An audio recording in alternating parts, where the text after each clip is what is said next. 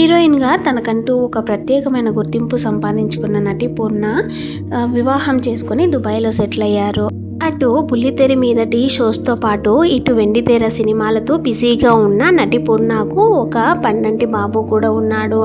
అయితే పూర్ణ మరోసారి అభిమానులకు గుడ్ న్యూస్ అయితే చెప్పింది. అదేంటంటే తాను రెండోసారి అమ్మను కాబోతున్నానని అందుకు తగిన గుడ్ న్యూస్ను సోషల్ మీడియాలో తన అభిమానులతో అయితే షేర్ చేసుకుంది. ఈ విషయం తెలియగానే నటి పూర్ణకి కంగ్రాట్స్ అయితే చెప్పారు వారి అభిమానులు. శనివారము ఉదయము తెల్లవారుజామున 4:25 నటి పూర్ణ ఆసిఫ్ అలీ దంపతులు పండంటి ఆడబిడ్డకి జన్మనిచ్చారు.